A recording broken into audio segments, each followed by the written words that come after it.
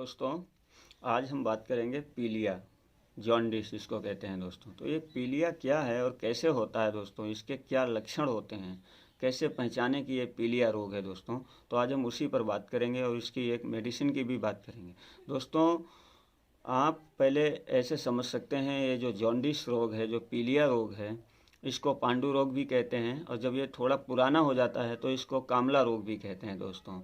तो चलिए दोस्तों, आज हम पहले ये समझ लेते हैं कि पीलिया जो रोग है दोस्तों, वो होता कैसे है, आखिर पीलिया को कैसे पहचाने, उसके क्या क्या लक्षण होते हैं दोस्तों। तो ये जो पांडु रोग है, जो जॉन्डिस है, जो पीलिया है दोस्तों, इसका एक तो सबसे बड़ा जो लक्ष्य कारण है दोस्तों, जो कॉज है, वो ये है कि हमारी अनियमित दिनचर्या, हमारा उल्टा पुल्टा खान पान और रहन सहन, जिसके कारण हमारे शरीर की रस रक्त आदि जितनी भी जो धातुएं हैं दोस्तों, वो सब निर्बल हो जाती हैं। अब कैसे निर्बल होती हैं, वो दिनचर्या पे डिपेंड करता है, खान पान पे डिपेंड करता है दोस्तों। तो सबसे पहली बात, आदमी कुछ चीज़ों को तो नज़रअंदाज करता रहता है, समझता नहीं है उस बात को, और धीरे धीरे करके ये काफ़ी पुराना होने के बाद दोस्तों इसके लक्षण प्रकट होने लगते हैं। हालांकि चेतावनी शरीर पहले ही दे देता है, प्रकृति पहले ही दे देती है, परंतु आदमी जो लापरवाही के कारण अपने खान पान में कोई भी तरीके का, किसी भी तरीके का दोस्तों कोई बदलाव नहीं करता है और अपनी दिनचर्या को वैसा ही रखता है, जिससे कि हमारे शरीर को, जो शरीर को धारण करने वाली दोस्तों जो धातुएं हैं, देखिए एलोपैथी में दुनिया भर के लोग मतलब ये गुणा भाग आपको बताएंगे कि विलुरुबिन और ना जाने क्या क्या, मैं उनके नाम नहीं लेना चाहूँगा। हम यहाँ आयुर्वेदिक बात करते हैं, तो मैं आयुर्वेद से संबंधित ही आपको बात बताऊँगा। मैं आपको ढेर सारा कन्फ्यूजन में नहीं डालूँगा कि आप इतनी सारी कन्फ्यूजन में हो जाएं कि आपको समझना है। हालांकि मैं खुद ही मॉडर्न स्टूडेंट रहा हूँ, मॉडर्न पढ़ाई पढ़ी है, मैंने भी बीएससी बायोलॉजी में ही किया है, तो मुझे अच्छे तरीके से पता है दोस्तों कि ये जो मॉडर्न एजुकेशन है और हमारी जो एंशियंट एजुकेशन, जो ऋषियों की एजुकेशन है, उसमें कितना अंतर है। हालांकि इन लोगों ने कहीं नई बात नहीं सीखी, हमारे ऋषियों की जो फिलॉसफी, जो ग्रंथ रहे हैं, उन्हीं में से कुछ शब्दों को लेकर के इन्होंने उसमें कुछ नया मोड़ दे दिया, कुछ नए नाम रख दिए। तो हम बात करते हैं आयुर्वेद की दोस्तों। तो पहले समझ लेते हैं कि इसके कॉज क्या है, इसके लक्षण क्या है, कैसे पहचानते हैं पीलिया और कैसे होता है दोस्तों। तो दोस्तों, ये बात मैं आपको कहाँ से बता रहा हूँ, ये भी समझ लीजिए। हमारे ऋषियों के जो ग्रंथ हैं, चरक संहिता है, सुश्रुत संहिता है, वाग्भट संहिता है, जिसको हम अष्टांग संग्रह भी कहते हैं, जो आयुर्वेदिक मेडिसिन पे अपना एक विशेष महत्व रखता है दोस्तों। तो हम यहाँ सिद्ध योग संग्रह की बात करेंगे, जिसके बेस पर ही सारी फार्मेसी टिकी हुई हैं, चाहे वैद्यनाथ हो, डाबर हो, पतंजलि हो, कोई भी हो। सारे लोग जो मेडिसिन प्रोड्यूस करते हैं, मीन्स बनाते हैं, मैन्युफैक्चरिंग करते हैं दोस्तों, वो सब इन्हीं ग्रंथों के आधार पर ही करते हैं। तो दोस्तों चलिए मैं बात कर लेता हूं पहले पीलिया के ऊपर कि कैसे होता है, इसके क्या क्या लक्षण हैं दोस्तों। अधिक दिन तक बुखार रहने से आदमी को क्या होता है कि बुखार बना रहता है, धीमी धीमी उसकी जो सिग्नल हैं वो आते रहते हैं, परंतु हम लोग लापरवाही करते हैं। तो हम जान लेते हैं, अधिक दिन बुखार आने, शीत ज्वर आने, यानी जाड़ा लग करके, ठंड लग करके बुखार आना, शारीरिक, इनसे होता क्या है, जब हमको लगातार धीमी धीमी गति में बुखार बना रहता है, हल्का हल्का बुखार बना रहता है और हम उस पर ध्यान नहीं देते हैं, पैरासीटामॉल आदि दवाइयाँ ले करके खाते रहते हैं, फिर उनसे क्या होता है, जो हमारे शरीर की जो रस और रक्त आदि धातुएं हैं, जैसे रस, रक्त, मांस, मेद, अस्थि, मज्जा, वो सब कमज़ोर होने लगती हैं दोस्तों, लगातार लंबे समय तक बुखार बने रहने से। और इनमें क्या होता है, जो शरीर को धारण करने वाले वात पित्त कफ हैं, जो कि मैंने आपको पहले भी कई बार बता चुका हूँ वात पित्त कफ के बारे में, तो ये जो वात पित्त कफ हैं, ये भी बिगड़ने लगते हैं दोस्तों। तो इनकी बिगड़ने की वजह से दोस्तों जो इंद्रियां हैं, हमारी इंद्रियां कमज़ोर हो जाती हैं, शिथिल पड़ जाती हैं, इनमें इतनी ताकत नहीं रहती है जो शरीर को बलवान बनाए रखें, जिनसे शरीर बलवान दिखे। तो इंद्रियों की जो धारण शक्ति है दोस्तों, वो कमज़ोर हो जाती है, यानी क्षय हो जाती है। और शरीर की जो कांति है, जो शोभा है, जैसे आँख, नाक, जीवा, कान, त्वचा इत्यादि, पूरी स्किन, ठीक है, यानी त्वचा, ये सब ढीली पड़ने लग जाएगी, तो शरीर की कांति बिगड़ने लग जाती है, आंखें कमज़ोर होना, गड्ढे में धंस जाना, भूख कम लगना, बहुत सारी चीज़ें दोस्तों। तो ये सब क्या करती हैं, शरीर की जो कांति है, जो शोभा है, उसको बिगाड़ने लग जाती हैं। तो पीलापन, हृदय, और क्या होता है दोस्तों, खून की कमी हो जाती है। फिर क्या होता है, कुछ कुछ शरीर में पीलापन आने लगता है, हृदय कमज़ोर हो जाता है, जो हार्ट है वो कमज़ोर होने लगता है। उसकी वजह से क्या होता है दोस्तों, घबराहट महसूस होती है, आदमी को बहुत ज़्यादा डर जैसा महसूस होने लगता है, पाचन क्रिया में गड़बड़ी, शरीर कमज़ोर हो जाना, आरबीसी की कमी, यानी जो रक्ताणु होते हैं, हमारे आयुर्वेद में ये लोग आरबीसी बोलते हैं, हमारे आयुर्वेद में दोस्तों उनको रक्त कण बोलते हैं, जिनके कारण ही रक्त का कलर रेड हो, मीन्स लाल हो, तो वो रक्ताणु कहलाते हैं। तो आरबीसी हम कह लेते हैं। चलो, आरबीसी की कमी के कारण शरीर में जब रक्ताणुओं की कमी हो जाती है, यानी आरबीसी की कमी होती है, तो शरीर में जो जल भाग है दोस्तों वो ज़्यादा बढ़ जाता है। जाहिर सी बात है, जब खून सूखने लग जाएगा, खून के जो तत्व हैं, जो कंपोनेंट्स, घटक हैं, वो कम होने लग जाएंगे, तो क्या होगा, शरीर में पानी की मात्रा दोस्तों बढ़ जाएगी, और पानी की मात्रा बढ़ जाने से शरीर में जगह जगह शोथ उत्पन्न हो जाता है, मीन्स सूजन हो जाती है दोस्तों। तो कारण शरीर पर शोथ, अब मतलब शरीर पे सूजन, त्वचा कैसी हो जाएगी, ड्राई हो जाएगी, मतलब रूक्ष हो जाएगी, और फीकी हो जाना, मतलब त्वचा फीकी फीकी सी लगने लगेगी। ठीक है, रक्त का संचार, जो ब्लड सर्कुलेशन है वो कम होगा। अब जब ब्लड सर्कुलेशन जितनी स्पीड में, जितनी मात्रा में होना चाहिए वो नहीं होगा, तो हमारे ब्रेन तक भी ब्लड का अच्छा प्रवाह नहीं होगा, मीन्स ब्रेन में भी ब्लड कम जाएगा, क्योंकि ब्लड के साथ बहुत सारे तत्व जाते हैं, तो जिस भाग में वो ब्लड नहीं जाएगा तो जाहिर सी बात वो कंपोनेंट्स भी उस भाग में नहीं जाएंगे, तो वो भाग जो है शरीर का वो कमज़ोर, यानी रक्त में जितनी भी शक्तियाँ हैं उसकी कमी से पूरा शरीर, रक्त की वजह से ही शरीर उसको चला रहा है, क्योंकि रक्त ही हमारे शरीर में पोषण देता है हमको जगह जगह जा कर के, चाहे लीवर हो, किडनीस हो, आंत हो, चाहे ब्रेन हो, हार्ट हो, लंग्स हो, वो रक्त की वजह से, उनका जो सर्कुलेशन होता है उसकी वजह से शरीर जो है हमारा चलता है। तो उसकी कमी हो जाती है और शरीर में जल भाग की वृद्धि हो जाती है। जब जल भाग की वृद्धि माने जल बढ़ जाता है, पानी की मात्रा बढ़ जाती है, तो शरीर जो है ना मोटा मोटा सा दिखने लगता है, शरीर पर स्वेलिंग आ जाती है, सूजन हो जाती है, दबाओगे तो गड्ढा हो जाएगा और उसको छोड़ दोगे तो वापस धीरे धीरे भर जाएगा, क्योंकि वो जल ज़्यादा हो जाता है दोस्तों उसमें। तो त्वचा फीकी, रक्त का संचार अच्छी तरह ना होने से मन अनुत्साहित बना रहता है, मन में बहुत सारे मतलब सवाल पैदा होते रहते हैं, पता नहीं क्या हो गया, बहुत घबराहट सी लगी रहती है, किसी काम में आदमी का मन नहीं लगेगा, कोई भी काम नहीं करेगा, यहाँ तक कि उठने बैठने में भी आदमी को तकलीफ होने लगती है, आलस से जान पड़ता है कि कैसे उठूँ और कैसे बैठूँ। हृदय में घबराहट रहती है, मुंह, हाथ, पैर, गाल और आँखों में सूजन, मुंह पे, गाल पे, पूरी त्वचा में सूजन जैसी दिखेगी, ठीक है, उत्पन्न होते हैं। ऐसी हालत में अगर आपको ये सारी कंडीशन है तो आप समझ लीजिए आपको जॉन्डिस है, मीन्स पीलिया है, यानी कामला रोग है, पांडु रोग है। ये कामला भी पांडु रोग का ही एक दूसरा भाग है। जब ये ज़्यादा पुराना होने लगता है, लोग इस पर भी लापरवाही करते रहते हैं, तो ये कामला में बदल जाता है, फिर ज़्यादा भयावह कंडीशन हो जाती है दोस्तों। अब कामला रोग क्या होता है दोस्तों, समझ लेते हैं।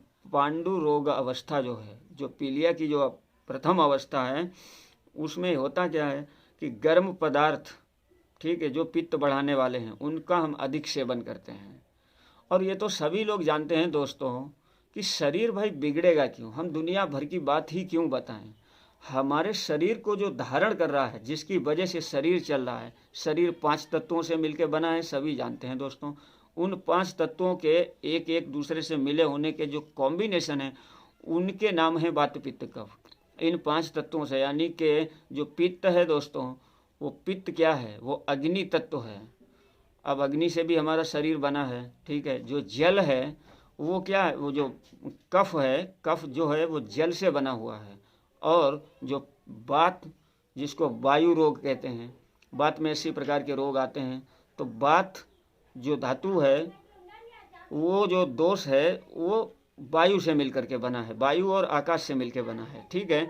तो इसकी वजह से भी अनेक रोग पैदा होते हैं। तो हमारा जो संतुलन है वो हमारे खान पान की वजह से, भाई शरीर 5 तत्वों से मिला है, जो शरीर को चला रहा है, जो धातुएं हैं, रस, रक्त आदि धातुएं हैं, वो अगर हमारे दिनचर्या, हमारा खान पान, उठना बैठना, सोना जागना, मतलब जो भी दिन भर में हम क्रियाएं करते हैं वो ठीक ठीक नहीं होगी दोस्तों, तो हमारा खान पान ठीक ठीक नहीं होगा।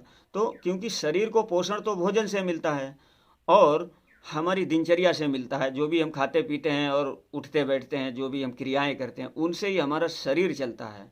आप समझ सकते हो कि मैं आपको एक एक बात को अगर यहाँ पे एक्सप्लेन करूँ तो बहुत ही भारी और बहुत ही लंबा वीडियो होगा जा कर के, क्योंकि हमको किसी भी कार्य को करने का सही ढंग नहीं पता होता। इस वजह से हमारे शरीर को जो धारण करने वाली जो धातुएं हैं दोस्तों, धातुएं इसीलिए कहलाती हैं, वो शरीर को धारण करती हैं, उनका असंतुलन हो जाता है, मीन्स उन वो डिसबैलेंस हो जाती हैं। और डिसबैलेंस होगी कैसे? जैसे मान लीजिए शरीर में अग्नि तत्व बढ़ जाएगा तो जाहिर सी बात है हम जो भी शरीर में खाएंगे पिएंगे, जैसे गर्म पदार्थ ज़्यादा खाओगे तो शरीर में अग्नि तत्व यानी कि पित्त ज़्यादा बढ़ेगा, पित्त भड़क जाएगा, तो उससे क्या होगा, खून में गर्मी आ जाएगी। खून में गर्मी आएगी तो जाहिर सी बात है वो शरीर में दाह उत्पन्न करेगा और हमारे शरीर में जो आवश्यक तत्व हैं जो शरीर के लिए, उनको जलाएगा, वो उनको नुकसान पहुंचाएगा। और अग्नि की कमी हो जाएगी तो जो भी हम भोजन खाएंगे तो वो डाइजेस्ट नहीं होगा, फिर हमारा अधपका भोजन शरीर में पड़ा रहेगा, पेट भारी मालूम होगा, गैस बनेगी, एसिडिटी होगी, पेट में दर्द होगा और बहुत सारी बीमारियां पेट से संबंधित हो जाएंगी। तो वो सब, अब खाना पचेगा नहीं, जाहिर सी बात, खाना नहीं पचेगा तो क्या होगा, वो सड़ेगा अंदर। अब जब सड़ेगा तो क्या होगा, दुर्गंध पैदा करेगा अंदर, दुनिया भर के विषैले पदार्थ बनाएगा। कोई भी चीज़ अगर अच्छे से पकेगी नहीं तो वो दुर्गंध ही पैदा करेगी। या तो उसको, जैसे शरीर मरने के बाद शरीर को क्या किया जाता है, भस्म कर दिया जाता है, मीन्स जला दिया जाता है। अगर जलाओ नहीं तो पड़ा पड़ा क्या करेगा, वो दुर्गंध पैदा करेगा, उससे अनेक बीमारियां पैदा होंगी। ऐसे ही शरीर में जब हम भोजन जाता है हमारे शरीर में, पेट में, तो जब हमारा भोजन अच्छे से डाइजेस्ट नहीं होगा, पचेगा नहीं, तो वो पड़ा पड़ा वहाँ कच्चा पड़ा रहेगा तो सड़ जाएगा। सड़न के कारण कफ की वृद्धि हो जाएगी, दुर्गंधित इत्यादि, जैसे कि कोलेस्ट्रॉल, बिलिरुबिन वगैरह, ये सब जो तत्व हैं वो ज़्यादा बनेंगे, जो कि नहीं बनने चाहिए, वो ज़्यादा बनेंगे। मान लीजिए कुछ हद तक हमारा जो शरीर है उसको डिटॉक्सिफाई कर देता है। जैसे हमारे शरीर में बहुत सारे ईश्वर ने अंग लगा रखे हैं, लीवर है, किडनी है, ये उसको जो गंदे पदार्थ हैं उनको फिल्टर कर देती हैं, फिल्टर करके शरीर को मल और मूत्र के माध्यम से बाहर निकाल देती हैं। अब जब अधिक मात्रा में दोस्तों बनेंगे, हमारा खान पान और ज़्यादा हम बिगाड़ेंगे और ज़्यादा दिनचर्या खराब करेंगे तो क्या होगा, वो ज़्यादा बन जाएगा। अब ज़्यादा बनेगा तो फिर वो शरीर के अंगों जो अंग हैं, जो आर्गन्स हैं, उनको भी नुकसान करेगा, तो उसकी वजह से ज़्यादा तकलीफ हो जाएगी। तो दोस्तों ये हो गया पीलिया रोग। इस वजह से ऐसे ऐसे करके ये पीलिया रोग होता है। तो अब इसकी हम मेडिसिन की बात कर लेते हैं दोस्तों। एक मेडिसिन है ताप्यादी लौह। ताप्यादी लौह बना बनाया भी आपको मिल जाएगा मार्केट में, किसी भी मेडिकल स्टोर से आप ले सकते हैं। मैं डिस्क्रिप्शन बॉक्स में लिंक दे दूंगा ताप्यादी लौह का, वहाँ से आप देख सकते हैं। पहले हम जड़ी बूटियों की बात कर लेते हैं कि ताप्यादी लौह कैसे बनाते हैं दोस्तों। आप कापी कलम करके नोट कर लीजिए दोस्तों, और एक एक पॉइंट पे ध्यान दीजिएगा, वीडियो को पूरा देखते रहिएगा। आप, थोड़ा लंबा हो रहा है आज वीडियो। हरड़, बहेड़ा, आंवला, शोठ, मिर्च, पीपल, छित्रक मूल और बाईबिडंग, इतनी जड़ी बूटियां आपको 2-2 तोला लेनी है दोस्तों। मैं डिस्क्रिप्शन बॉक्स में इनका लिंक दे दूंगा, आप वहां से जड़ी बूटियों को नोट कर लेना। अगर आपको तकलीफ हो रही है नोट करने में किसी भी तरीके की, तो आप डिस्क्रिप्शन बॉक्स में मैं इन सारी जड़ी बूटियों का लिंक दे दूंगा, आप वहां से इनकी मात्रा के साथ में लिंक दे दूंगा, वहां से नोट कर लेना। हरड़, बहेड़ा, आंवला, सौंठ, मिर्च, पीपल, चित्रक मूल, वाईबिडंग, इतनी जड़ी बूटियां 2-2 तोला लेनी है आपको। नागरमोथा 1 तोला लेना है। पीपला मूल, देवदारू, दारू हल्दी, दालचीनी, चब्बे, ये सब जो जड़ी बूटियां हैं दोस्तों आपको 1-1 तोला लेनी है, ठीक है। शुद्ध शिलाजीत, स्वर्णमाक्षिक भस्म, रौप्य भस्म, लौह भस्म, ये 10-10 तोला लेना है आपको। मंडूर भस्म 20 तोला और मिश्री 32 तोला लेनी है आपको दोस्तों। और इन सबको कूट कर छान कर इनका पाउडर निकाल लेना है। मात्रा और अनुपान कैसे खाना है, कितनी मात्रा लेनी है वो बता देता हूँ आपको। मात्रा और अनुपान आपको 3-3 रत्ती, एक रत्ती मैं आपको हमेशा बताता हूँ 121.5 मिलीग्राम की एक रत्ती होती है दोस्तों। तो आपको ऐसी 3 रत्ती मात्रा लेनी है, दिन में 2 बार। आपको कैसे लेना है वो भी बता देता हूँ। मूली का जो रस होता है वो निकाल लेना है, मूली का रस निकाल के और 3 रत्ती इसको लेना है। और मूली के रस के पहले ये खा लेना और ऊपर से मूली का रस पी लेना है। आपको 25 से 30 ml मूली का रस ऊपर से पी लेना है दोस्तों।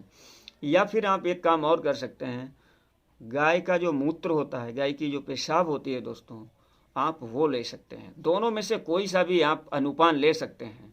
ये आपको दोस्तों पीलिया कैसा भी हो, कितना ही पुराना हो, जितनी प्रकार की पीलिया से संबंधित दोस्तों समस्याएं होती हैं, प्रॉब्लम होती हैं, उन सबका ये रामबाण इलाज है। आप ऐसे समझ लीजिए कि आपको पीलिया है तो इससे बेहतर दवाई हो सकती हैं, पर यह भी किसी से कम नहीं है। इससे बेहतर हो सकती हैं पर यह भी दवा किसी से कम नहीं है। ये सिद्ध योग संग्रह जिसके बेस पर डाबर, पतंजलि, दुनिया भर की जो फार्मेसी हैं वो दवाइयाँ निर्मित करती हैं, इन ग्रंथों के आधार पे ही करती हैं। चाहे सिद्धयोग संग्रह हो, चाहे आपका चरक हो, चाहे सुश्रुत हो, बागभट्ट हो, भैषज्य रत्नावली हो, योग रत्नाकर हो, रसेंद्र सार हो, चाहे धन्वंतरी का ग्रंथ हो। दोस्तों, इन्हीं के आधार पर सारी आयुर्वेदिक या एलोपैथिक कंपनियां जो मेडिसिन मैन्युफैक्चरिंग करती हैं वो सब इन्हीं के आधार पे करती हैं। दोस्तों, अब इसके खाने से क्या क्या होता है मैं बता देता हूँ। इसके सेवन से पांडु, कामला, यकृत एवं प्लीहा रोग यानी लीवर और स्प्लीन के जो रोग हैं, खून की कमी, सूजन, स्त्रियों के मासिक धर्म की गड़बड़ी आदि रोग अच्छे होते हैं। मलेरिया के बाद खून की कमी होना, ये जो मलेरिया के बाद दोस्तों जो खून की कमी हो जाती है, एनीमिया रोग जिसको बोलते हैं, उसके लिए ये सबसे अच्छी दवा है। आपको खून नहीं बढ़ रहा है तो तप्यादि लौह का आप इस्तेमाल करें, इससे खून आपको बहुत जल्दी बढ़ेगा और आप किसी भी तरीके की कोई कमजोरी दोस्तों जो है वो तुरंत दूर हो जाएगी। तो मलेरिया के बाद एनीमिया की ये सबसे अच्छी दवा है, इससे खून बढ़ता है और सब इंद्रियां बलवान हो जाती हैं। बालकों के धनुर्वात एवं बाल ग्रह के लिए भी ये उपयोगी है, बहुत ही ज़्यादा उपयोगी है। अगर बच्चे हैं छोटे छोटे तो उनके लिए भी दोस्तों बहुत उपयोगी है। बच्चे हैं तो उनको मात्रा कितनी देनी है मैं आपको वो भी बताता हूँ। एक रत्ती जो है ना उसके 4 भाग कर दो।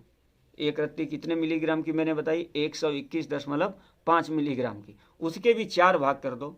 जो एक भाग उनमें से निकाल लो वो बालकों को दे दो। और ये जो मात्रा है दोस्तों वो 3 साल के ऊपर के बालकों की है। जो कम से कम 3 साल का हो तभी उसको देना है, इससे नीचे वाले को नहीं देना है ये औषधि, क्योंकि इसमें लौह आदि भस्में पड़ी हुई हैं। बच्चे की आंत में इतनी ताकत नहीं होती है जो उनको डाइजेस्ट कर पाए दोस्तों, फिर समस्या हो जाएगी। ये पहले ही मैं आपको बता दे रहा हूँ, कम से कम 3 साल का बच्चा होना ही चाहिए। और उसमें भी मात्रा कितनी मैंने बताया, एक रत्ती के 4 भाग कर दो।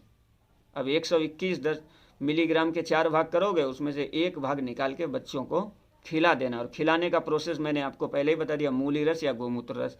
दोस्तों, अगर आप चैनल पर नए हैं और वीडियो पसंद आया हो तो दोस्तों इसको सब्सक्राइब जरूर करें, शेयर करें और लाइक करें। धन्यवाद।